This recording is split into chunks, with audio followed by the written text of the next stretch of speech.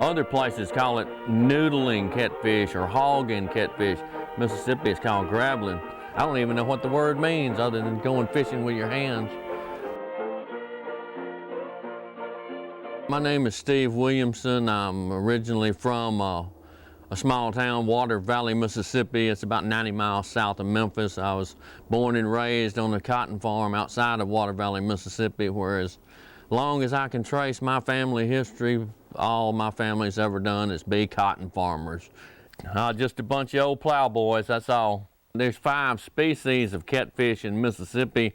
They're mostly a river fish, a bottom fish, a bottom feeder, and the largest of the catfish is a predator that loves to kill other fish.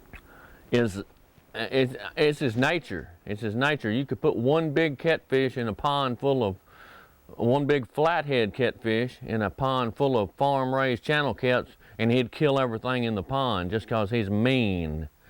You know, that's what he does. He just kills. Normally, you won't catch very many less than 20 or 30 pounds. If you catch one of them, you're going to catch a big one. And I've also heard that he is the fastest fish in fresh water. I do not know if this is the truth, but I know that they're quick as a streak of lightning. Okay, this, as you can see, this catfish's head is larger than my head.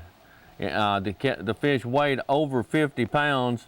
That right there is a good comparison to how large that fish's head is. That's a big catfish. And we just pulled him out of that log. It's just tons of fun when you're out there with, you know, 6 or 8 of your buddies and going from one fish den to the next. We had over 100 fish dens out in the lake, and we named every one of them. Every one of them had its own name. This one was named Side Mount because it had a hole in the side under the water, which a 50-pound catfish can go through a 9-inch hole. And the hollow log here, both ends of it are plugged up. It is hollow in the center, and the hole is cut right there where Kenny Hamilton's got both his arms in that hole stopping it up. And whether the hole is on the bottom or floating or mid-depth, you want to sneak up on that hole and stop it up with your feet, or often use a burlap sack to stop the hole up to keep the fish from escaping, because he will run you over. He's wanting to escape after you bother him. And then you'll take a small hickory stick.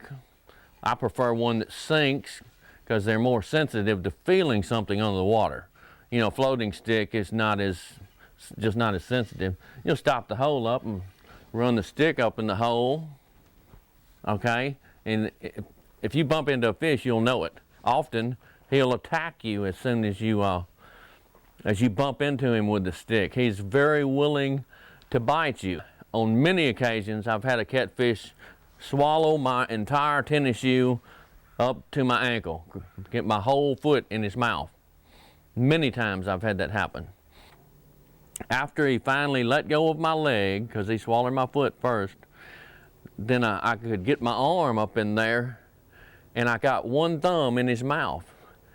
And I pulled the fish right up to me, and it's a southern thing maybe, you pet them. They're a catfish, but we would pet the fish and get them calmed down, rub them on the belly and hold them right there, and finally they'd settle down, and then I'd take my little stringer and run it through his mouth, tie it off, boom, then I had him. A catfish is different because he doesn't have any scales. He's got a slick, smooth, slimy skin, and the bigger the fish gets, the tougher the skin gets, more like leather. We would put our kids in a life vest and tie the catfish to their hand and let the 50-pounder pull them off, and if they'd get a good breath of air, it wouldn't pull them at about, I don't know, 10 yards, and then the fish would stop, and my kids would be back up on top of the water in the life vest again. Give them a jump start on learning how to swim. I guess one of the funniest things that I can remember would be taking somebody hand grabbling catfish for the first time when all they had done is heard stories about how the fish bit, etc. But they had not a clue as to what was going on. And we would put them in a fish den, and they would have their hands up in there, and they wouldn't have listened to any of their instructions. And then right at the exact perfect moment, the catfish would grab them by the hand and just bite the tar out of them. And of course, we would all laugh, and it was very exciting to them, and they'd pull their bloody hand out. And we even had some photographs of them with the blood dripping off their fingers, you know.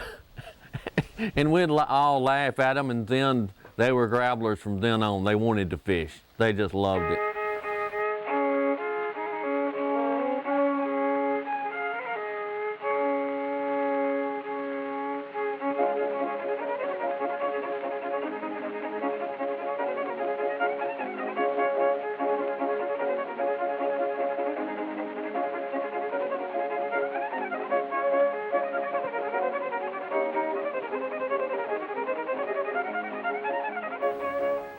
It might be a southern thing, but that's how we do it.